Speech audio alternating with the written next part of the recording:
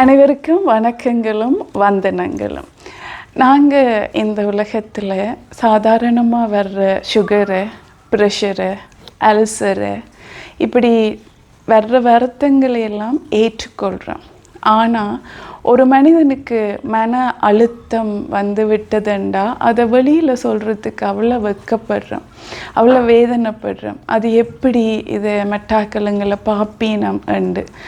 அதையுமே நாங்கள் அந்த மாதிரி எடுத்துக்கொள்ளக்கூடாது.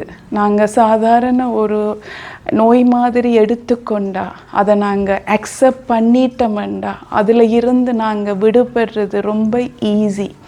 நாங்கள் எப்போ ரிஜெக்ட் பண்ணுறோமோ, இல்லை எனக்கு அப்படி இல்லை, நான் கதைக்க மாட்டேன், நான் கவுன்சிலர்கிட்ட போக மாட்டேன், சைக்காட்ரிஸ்ட்டை பார்க்க தேவையில்லை, பர்ஃபெக்ட்லி ஃபைனண்டா இந்த புத்திக்கும் இங்கேயும் ஹோர்மோனுக்கும் நடக்கிற அந்த போராட்டம் இருக்குல்ல, அதை புரிஞ்சு கொள்ளவே முடியாது. அதை அனுபவித்த நபர்களுக்கு மட்டுமே புரியும். அதில் நானும் ஒரு ஆள். அது ஒரு இருட்டறை, அந்த அறை வேண்டாம், திருப்பதுக்கு போகவே கூடாது என்றதால தான் நான் இந்த பாதையை சூஸ் பண்ணி இன்றைக்கி நல்லா இருக்கிறேன். அதை மாதிரி உங்களை சுற்றி இருக்கிறாக்களோ இல்லை உங்களுக்கோ இப்படி ஒரு அழுத்தம் இருக்குதுண்டா யாரோடையாவது கதையுங்கோ, அதை முதல்ல அக்செப்ட் பண்ணுங்கோ, உங்களோட எக்ஸ்பீரியன்ஸை மெட்டாக்களுக்கு சொல்லுங்கோ. என்னோட வாழ்க்கையில் ஒரு சின்ன விஷயம், ஆனால் பலத்த காயத்தை எனக்கு கொடுத்தது. நான் டிப்ரெஷனில் இருக்கேக்க போய் கடையில் 4 அவக்காடோ வாங்கிட்டு வரேன், $10.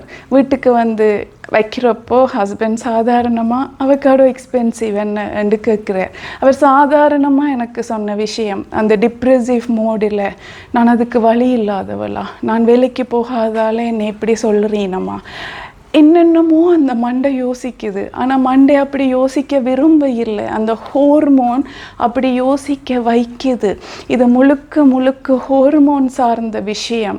தயவு செய்து உங்களை சுற்றி இருக்கும் நபர்களை இந்த அழுத்தத்திலிருந்து வெளிக்கொண்டு வருவதற்கு அவர்களையும் நீங்கள் அனுமதியுங்கள்.